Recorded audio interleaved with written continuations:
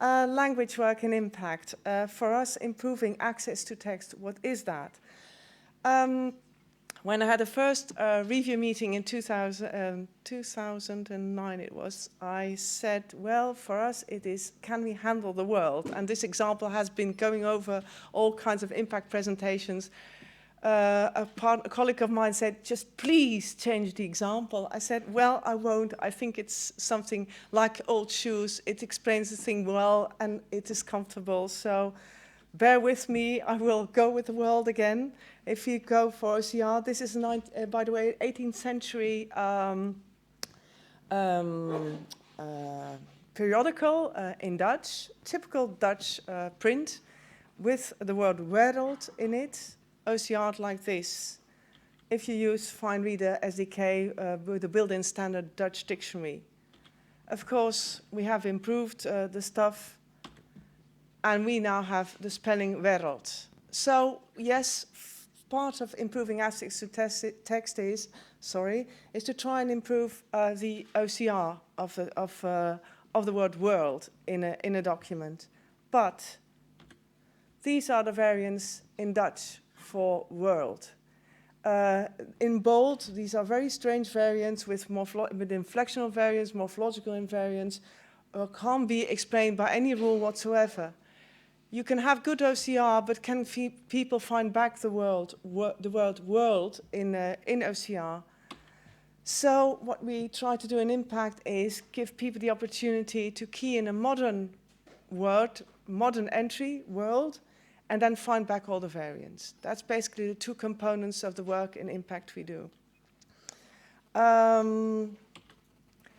Therefore, we are building lexica. So there's two types of lexica in Impact. An OCR lexicon, which is a checklist of words in language. It's based on a corpus, a collection of dated texts, of which we do a selection.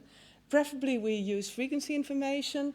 And of course, you use the same OCR lexicon corresponding to the text period you want to tackle. What do you use these lexica for? For OCR and for OCR post-correction. This is an example coming from the Oxford English Dictionary material we are using currently for Impact English lexicon building.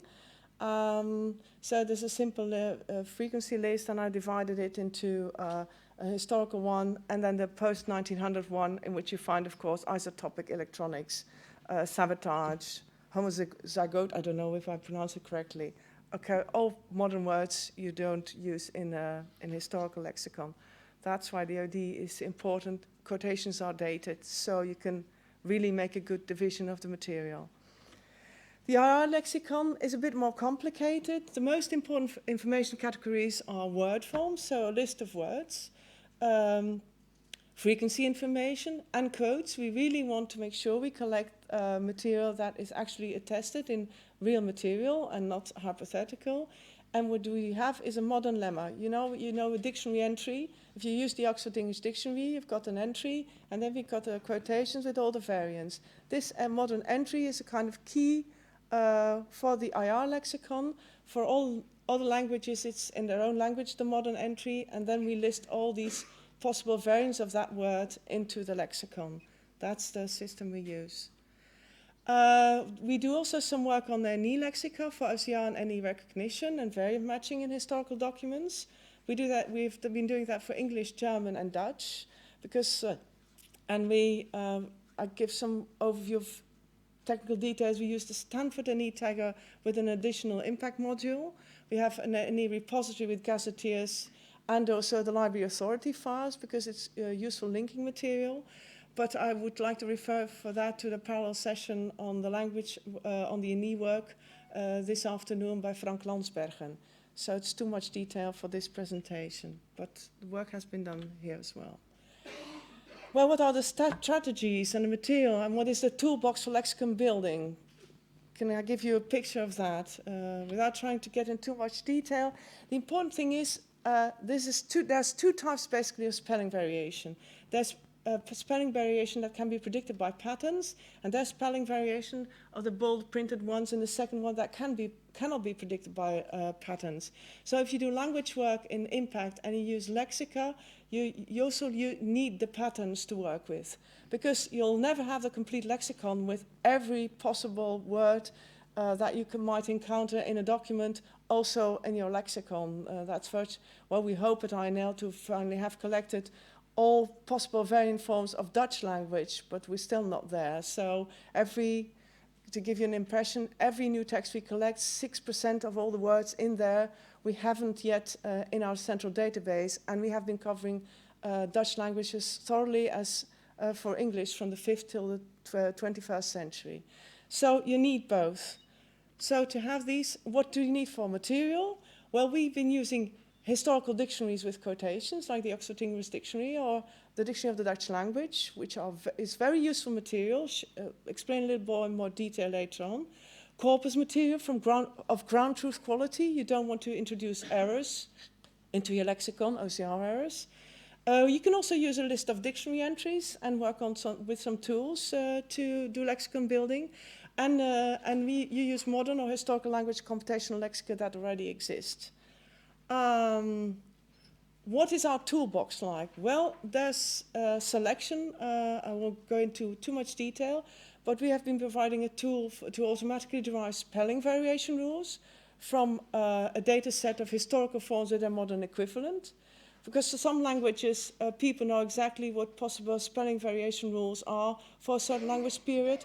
Other languages haven't got a clue, and this can be done automatically with some correction afterwards.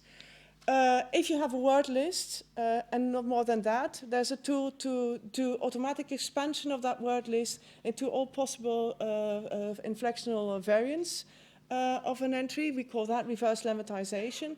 And for the other part, of course, if you want to group all kinds of variants to a modern keyword, you need a lemmatizer to add a lemma to this group of words. And I gave you an example. So you've got the historical word distils, thistle on the left, and you go with a pattern matching to a standard modern spelling, distils, and this is the plural of the modern word distal. So that's basically, in a nutshell, what lemmatization is all about. I thought this would be nice to give an overview. If I've told you about working on the Oxford English Dictionary and the quotations and trying to compose a lexicon out of the language material. This is the dictionary attestation tool we developed. I chose the word wicked, and you can see on top all the possible spelling variants of wicked in the quotations. And what we basically do, this is a tool for manual correction. We automatically try to detect the occurrence of an entry in the quotations, and with this tool, we then go through all the matched quotations and very efficiently correct this automatic matching to have a perfect lexicon for English. And we started this out with for Dutch, and we corrected on average about 300 entries per hour, and we also did it for English and tried to improve our tool and improve speed, and we correct about 600 entries per hour of the OED like this with the matching. So it's going really, really fast, this kind of lexicon building, if you have a good dictionary, comprehensive dictionary like the OED, with data quotations and everything in there. But you will see that spelling variation with the strangest variants for wicked are really 16th century. And that's an issue I'll come back to later. Spelling variation, linguistic challenges differ per language, per language period and per language. We also build dictionary from corpora, so then you have a collection of texts, and you have to build from all these word forms, you have to try and add a modern lemma with a lemmatizer to the text.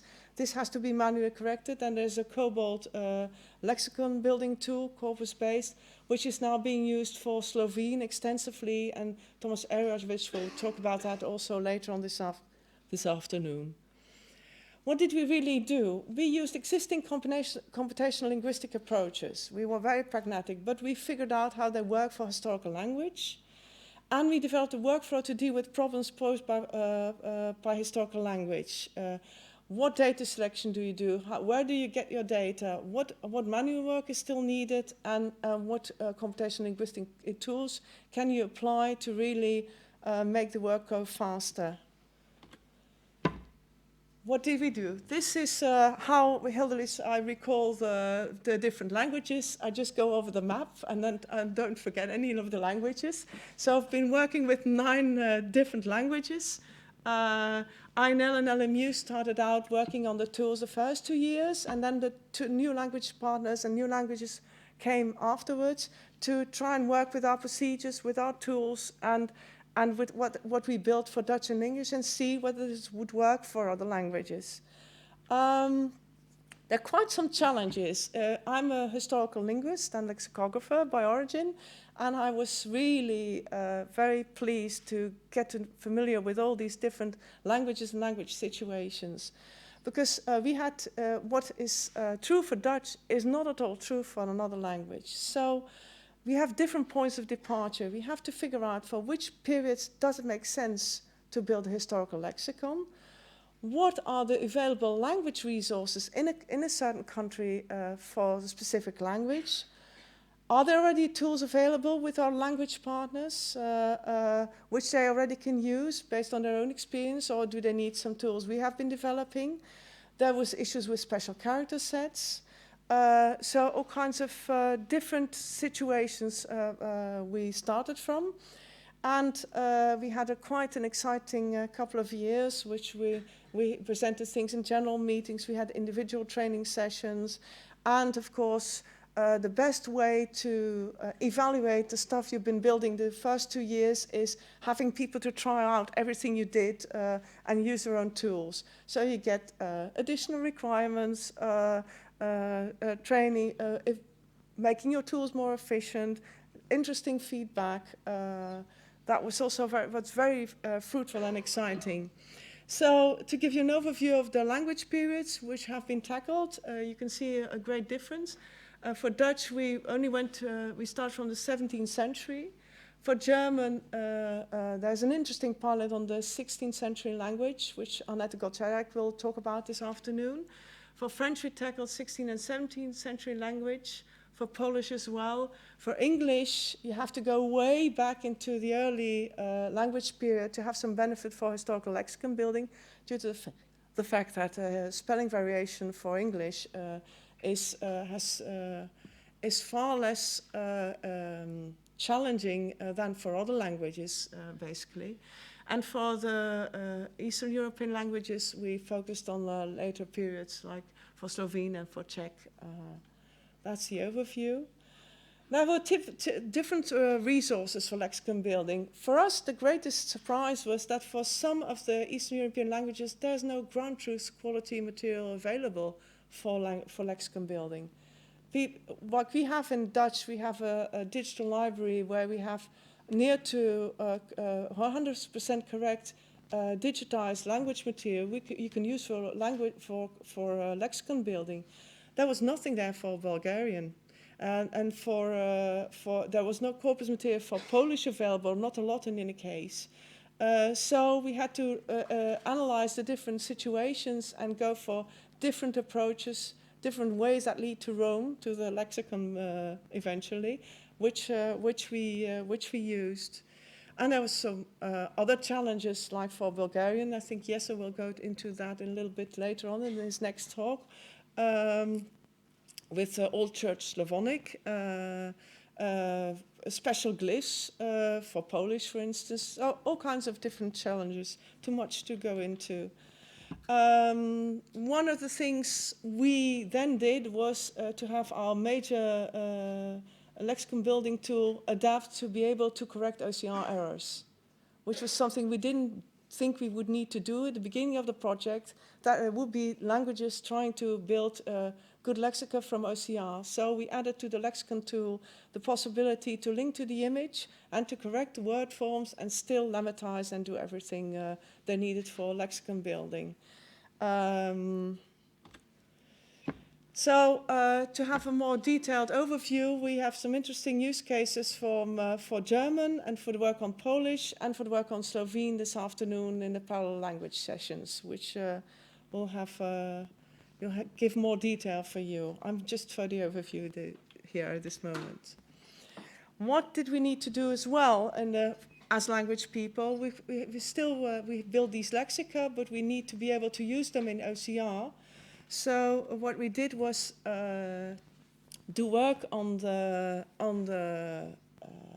external dictionary interface of ABI to make sure that now every dictionary that has been produced in the project can be plugged in and used for evaluation.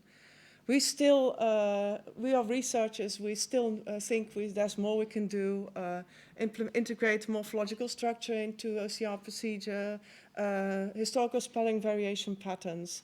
We hope we still have some time to do this or another opportunity. Yes, we'll talk about that in the next talk. What we also did was build our own evaluation tool for OCR evaluation that gives more detailed information on what happens. What is the coverage of a page? What is the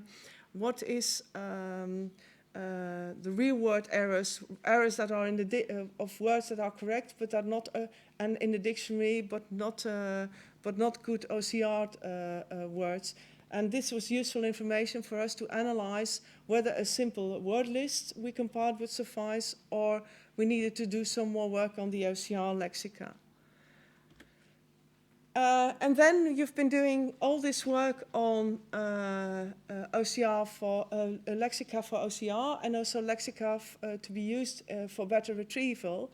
And you're working with people from libraries who have their own search engines. So they said, well, I have this IR lexicon. Can I really implement it into our environment to do better searching? So we have built a Retrieval Demonstrator. It's an indexing and retrieval library in Java implemented on the Lucene search engine with a lexicon in MySQL database. It deals with page XML, which is the XML for impact, but also with all other kinds of XML. We included NE tagging, and we do indexing and retrieval while using the lexicon and the NE tagging. Sounds very complicated, but basically what we have is, if you now key in world, we have not a corpus like you have in corpus linguistics for people who know a little bit. In corpus linguistics, you have a corpus, and to every word, there's an annotation with a lemma to it. We don't have that here. We've got the index enriched with a lexicon, so that if you ask a person to key in world and say, well, automatically search for variants, he gets all the variants out of the text material, like you see here. I can show another example. This is Cattolico. This is the modern spelling. If you can look and you will see that there are different variants in the small Spanish proof of concept lexica we already have. And then you can find all these different variants in your text material, in your library material.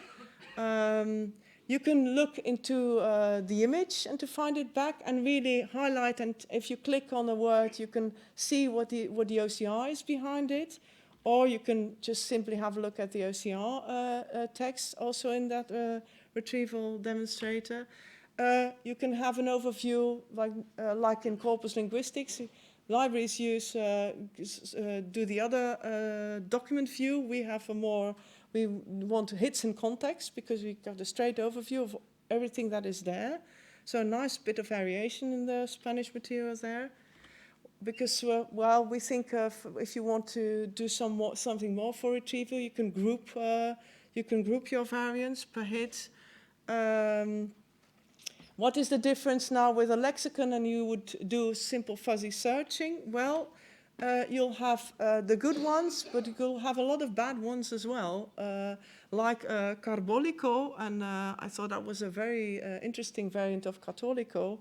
And the most interesting thing was that it was actually an OCR error, and it's twice católico, but the first one is recognized as carbólico, and the second one as católico. I don't pronounce the Spanish correctly, I'm sorry about that. And then try and figure out, because that has been our experience, you have good lexica, why on earth is he OCRing the second one as católico and the first one as carbólico? Still, a lot has been resolved. Still, a lot that we remain puzzled about. So, you see, the second one is a perfect OCR. Named entity recognition, we thought that would be useful as well. With library partners asked that. So, if we can ask and search for all named entities, locations, for instance, in a certain text collection. That has been a named entity tagged with the tools in Impact, and because there's just a fragment of the Examiner, it is a British newspaper, and then we see why Finland has been missed. It was an OCR error, and named entity recognizer didn't manage to recognize it as Finland there. Or you can ask for all organizations in a document, and you see here search for all organizations in the parliamentary papers. And if you see at the highest hits, the first words there are all organizations in the documents. So that's a bit the advantage of having some named entity work done in your work and for retrieval as well. Final remarks. I hope I've caught up on some time there for Max, but everything we've done will be published in a very extensive cross-language perspective paper, which will include what language periods have been tackled, what material has been used, what are the challenges per language, what is the approach taken, and with a detailed overview of all the OCR and IR evaluation results. There is this entire toolbox is open source and freely available, and we have a lexicon cookbook with recipes for lexicon building to come along with it, which will also be published and be made available for everybody. And of course, there's quite a substantial amount, not Greek, not Latin. Sorry about that, but maybe in the future, lexica from Bulgarian to Spanish, from Polish to English, what have you, to be used for OCR and retrieval. And that was about my presentation.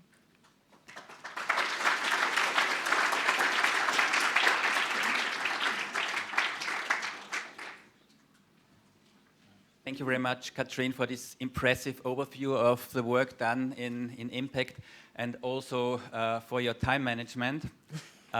We do have time for one question, and I think the rest can then be discussed in the language session later today. So one question.